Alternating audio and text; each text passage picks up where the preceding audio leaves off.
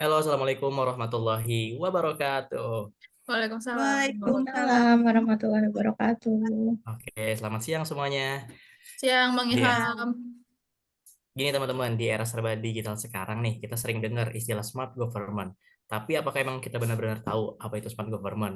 Ada yang tahu nggak nih kira-kira? Coba Teroro. Hmm. Oke, Kang Ilham, kalau menurut pendapat saya sih, smart governance itu singkatnya tata kelola pemerintahan yang memanfaatkan teknologi digital, data, maupun inovasi yang meningkatkan kualitas pelayanan publik. Pokoknya tujuan dari smart governance ini bagaimana kita meningkatkan pelayanan publik dan masyarakat itu bisa lebih puas terhadap kinerja pemerintah dan ASN. Gitu sih, Kang, kalau menurut Yes. kata saya. Ada yang mau nambahin gak nih kira-kira? Kalau menurut aku sih, jadi kayak nggak hanya orangnya, tapi juga si sistemnya tuh smart gitu. Jadi kayak efisien, efektif, transparan, dan melibatkan masyarakat juga. Jadi nggak hanya satu arah, tapi dua arah gitu. Tiga arah mungkin ya, masyarakat, Hmm, sistemnya, hmm. dan pemerintahnya. Oh iya benar-benar benar-benar. Benar-benar. Terus kalau menurut Tearin nih, apa sih isu-isu yang berkaitan banget nih yang lagi hangat-hangat nih buat smart government ini? Kalau smart government ini biasanya isu hangatnya itu adalah efisiensi anggaran. Ya ya betul. Transformasi digital itu nggak murah, jadi pemerintah perlu mengalokasikan dana besar untuk infrastruktur jaringan, sistem aplikasi, pengadaan server, hingga pelatihan sumber daya manusia. Seperti Hmm. itu. Iya sih, Hmm. booming banget ya gitu Masalahnya ya sering efisiensi. muncul pemborosan anggaran seperti itu. Hmm, hmm, hmm, hmm. Mungkin tujuannya bukan pemborosan anggaran ya, tapi itu kayak investasi sebetulnya. Cuma mungkin kita harus meluruskan stigma atau stigma masyarakat. Kita juga harus kayak bagaimana caranya kita tuh bisa menyamakan persepsi sama masyarakat gitu. Jadi sebenarnya bukan pemborosan, Hmm, tapi bener. pemerintah tuh sedang invest Hmm, hmm, yang hmm. nantinya tujuannya untuk mencapai si smart governance ini. Iya, karena kan Itu nggak mungkin ya. gampang ya buat jadi smart government itu. Nah, Sih banyak kalau juga kan kasus. hmm, Nah, sebelum ke tektor ini kan, tapi banyak juga nih kasus anggaran tuh habis buat beli perangkat hmm, teknologi. Tapi tanpa ada pelatihan yang memadai, jadi hmm, ASN tuh nggak bisa manfaatkan hmm, hmm, teknologi hmm, tersebut secara optimal. Di sini kita melihat nih bahwa efisiensi anggaran bukan hanya sebagai soal mengurangi biaya, tapi buat mastiin setiap rupiah itu digunain dengan tepat sasaran. hmm. Ya sih, benar-benar benar. Betul. Terus ada yang ini nggak nih yang paham apa sih kaitannya dengan smart ASN ini sebagai kita ASN muda nih? Siapa? Aku coba ya. Jadi kan Boleh. kayak eh governance itu kan salah satu unsurnya itu kan si ASN itu sendiri jadi ya. Jadi keberhasilan smart ASN, keberhasilan smart governance itu bergantung juga sama kualitas ASN-nya yang mengelola sistem itu gitu. Kayak gimana caranya mau jadi smart government kalau ASN-nya tuh nggak smart gitu. Nah, Hmm. salah Ya. satu gimana biar jadi ASN yang smart yaitu punya literasi digital yang bagus. Nah, itu tuh karena itu tuh kayak apa ya? Yang tadi Teroro bilang kayak investasi besar gitu. Jadi nggak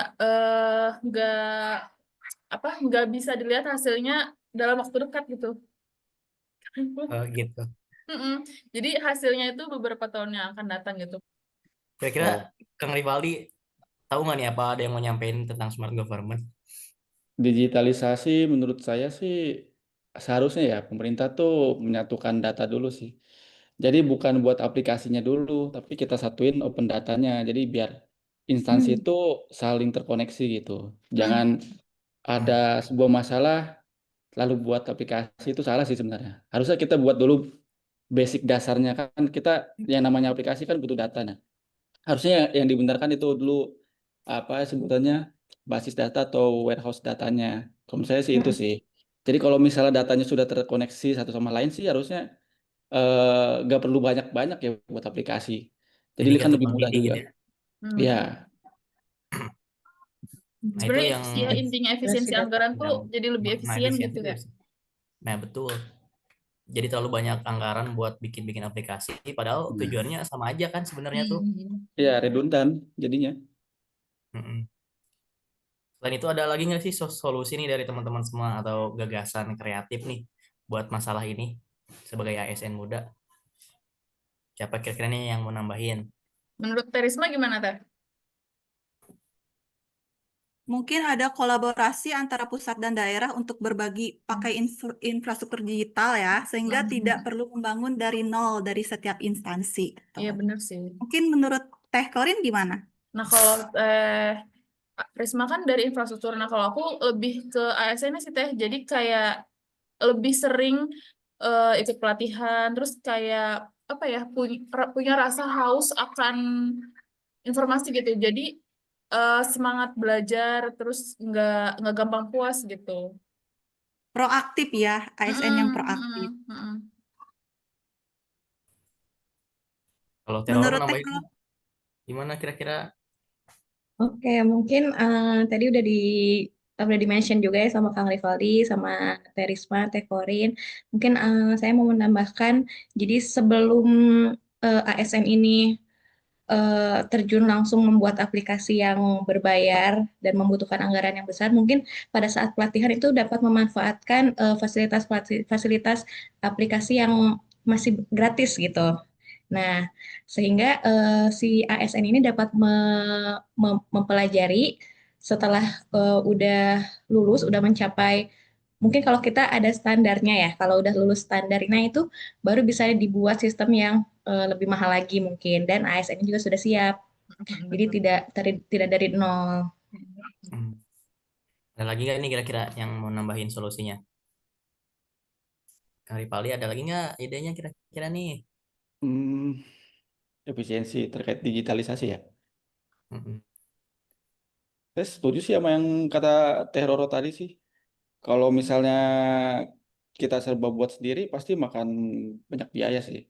Kita pakai yang existing aja sih sebenarnya, kayak apa ya, pencatatan gitu-gitu kan kita sebenarnya bisa pakai Google Form dan sebagainya kan. Nggak perlu harus buat baru tok gitu. Saya mau nanya nih ke teman-teman, di kantor masing-masing kira-kira udah digitalisasi belum? Atau ada yang mungkin pakai aplikasi di kerjaannya? Gimana ini kan kayak surat menyurat tuh ada aplikasi Sri Kandi. Nah, di kantor teman-teman ada nggak nih yang pakai aplikasi gitu yang udah digitalisasi?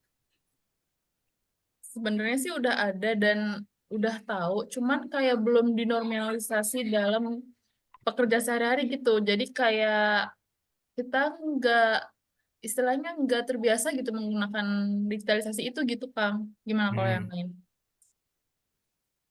benar sih Iya kalau sih, kalau di saya juga sejujurnya masih lebih banyak proses manual ya dibanding digitalisasi.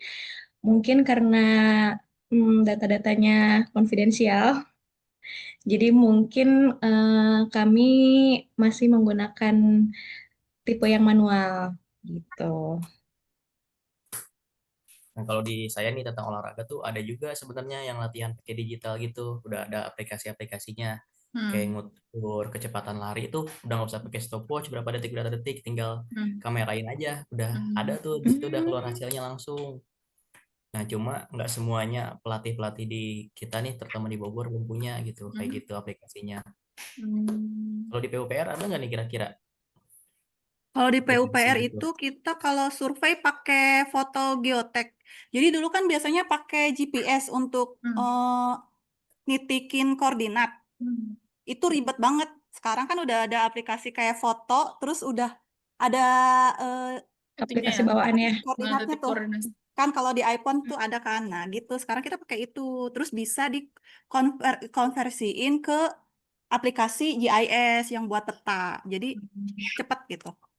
Memudahkan. Jadi Tapi memudahkan. kira-kira udah bisa belum pakai semua belum tuh aplikasi itu teh di PUPR ASN-nya? Kalau fotonya bisa kan tinggal foto aja ya, cuman pas ngekonversiin ke GIS-nya gak semua orang bisa gitu. Hanya lulusan-lulusan yang dia linear ya sama Oh, ilmuannya linear gitu kerjaannya. ya? Itu Iya, pakai ArcGIS bukan, Teh? iya betul, Oke. GIS. Mm-mm. Hmm. Kalau di Jonggol, di Tenjo ada nggak? Tenjo. Kalau di Tejo Masih aplikasi kurang. banyak sih sebenarnya. Cuman karena memang ASN-nya kurang ya, Oh, kurang berarti update. berarti benar Karena tadi ya kebanyakan ada yang ah, apa generasi boomer sih rata-rata di sini mah. Jadi banyak yang manual kayak keluar surat masuk tuh masih manual. Terus untuk pembuatan SPJ juga masih manual. Jadi kalau saya Hmm. kan kalau saya di seksi saya buat SPJ tuh pakai automation gitu. Jadi saya Mm-mm. cuman buat template-nya terus masukin datanya itu udah auto generate sih. Iya, iya, iya. Jadi kalau teman-teman yang lain itu kalau misalnya ada yang salah kan dia harus ganti manual satu-satu. Nah, kalau saya nggak ganti satu aja udah keganti semua satu Iya. satu dokumen itu. Jadi lebih cepat sih. Jadi tantangan Itu banget pakai tuh kalau di pakai Tinjo ya. Microsoft Word bukan, Kang? Bukan, saya pakainya ini pakai Google Docs. Kulkas. Google Docs Oh, tapi Hmm. ada yang di custom gitu kayak pakai AppScript sama add-onsnya namanya AutoCAD. Hmm. Kita harus belajar juga nih sama Kang Rivaldi nih. Benar-benar benar. keren-keren. Kira-kira teman-temannya udah diajarin belum Kang kayak gitu ya? Di Tenjo tuh diajarin nggak? Wah, Dikasih tahu susah sih apa kan. emang? Susah sih. Soalnya megang Excel aja masih banyak yang belum tahu gitu. Cara ngasih functionnya itu masih belum tahu. Terus gimana caranya ngitung simple juga masih belum tahu. Jadi ya butuh bimtek sih. Dan Hmm. juga memang tua sih yang itu saya bilang. Udah pada Ya, tua. berarti isunya Tapi selain anggaran ke Kemauan ya. orang Ya mm-mm, SDM-nya juga. benar itu. STM. Soalnya ada juga yang udah usia lanjut tapi dia kayak masih pengen tahu, pengen belajar gitu kan ada juga ya. Cuman sayangnya nggak Ya. banyak. Berarti kalau di Berarti sana bisa udah jadi zona salah nyaman satu, dong. iya, salah satu solusi juga nih mengadakan mini sharing session mungkin ya. Bagi yang mau-mau aja mungkin. Oh, kalau sharing session sebenarnya di Ditorin Tenjo ada dari tuh, Diskom. Akang Teteh. Setiap hari Selasa tuh biasanya Pak Yudi sih yang jadi Hmm. pembicaranya. Nah, itu biasanya beliau tuh sharing-sharing gitu sih. Kayak Oh, di penggunaan data AI ini ya. gitu-gitu. Selasa Iya, membaca bukan? iya. Begitu Pak Yudi Mm-mm. melek melek teknologi dia. Jadi sebenarnya dari pimpinannya udah mengarah smart ASN tapi belum ditunjang Mm-mm. teman-temannya ya Kang ya. Ya, Mungkin kita sebagai generasi milenial bisa bantu yang boomers-boomers itu untuk semakin melek.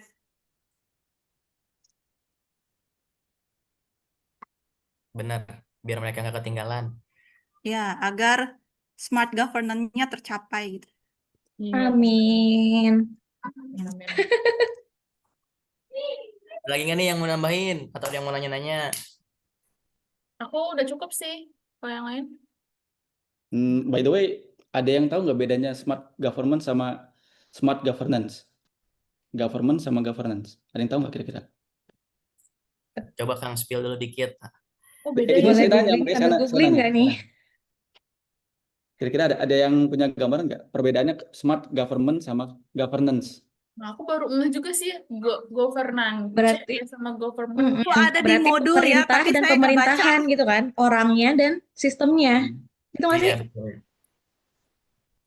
Kalau pemerintahan berarti kan pemerintahannya itu secara Iya, keseluruhan. sistemnya, secara Kalau sistemnya government ya. berarti orang yang menjalankannya gitu nggak sih Kang?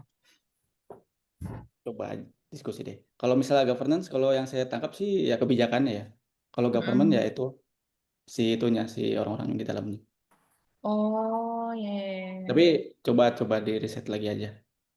Kang, kalau di Kecamatan Tenjo itu ada pelayanan publiknya digitalisasi nggak? Bisa kayak online gitu nggak?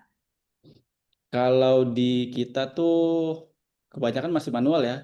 Cuman kalau yang sudah terdigital itu kebanyakan dari distuknya malah gitu, dari Hmm, perwakilan distuknya ditaruh kan di masing-masing UPT kan sekarang. Nah, itu udah ada tuh digitalisasi kayak aplikasinya, terus juga alat-alatnya juga ada kan sekarang di setiap kecamatan harusnya udah bisa ngeprint sendiri ya harusnya. Soalnya kemarin tuh baru masuk iya. mesin mesin KTP gitu di kita. Kayak ATM gitu ya. Iya iya betul betul Hmm. kayak gitu.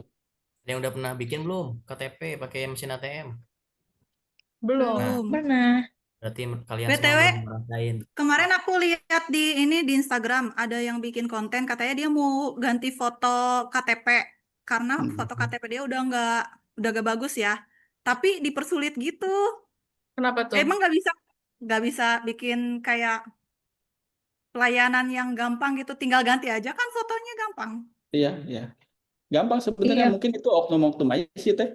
Di Tenjo ya so far ya alhamdulillah kalau untuk pelayanan administrasi itu eh akuntabel sih. Nggak ada yang Mm-mm. macam-macam. Sebenarnya yang saya tahu juga tuh kalau administrasi kependudukan tuh udah ada aplikasinya dari Kemendagri, dari Ditjen Ya, Kependudukan. ya, Namanya IKD ya kan?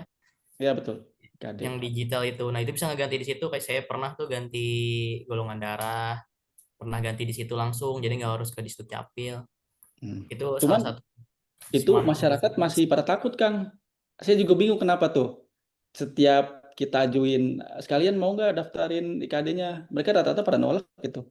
Entahlah, ada yang bilang ribet, ada yang bilang takut gimana-gimana, datanya bocor, segala macem. Gitu. Iya, apa karena ngebahas tentang KTP, aku kan mau bikin kartu keluarga baru ya. Itu prosesnya gimana sih? Kalau saat ini langsung ke kecamatan atau harus pakai pengantar RT RW?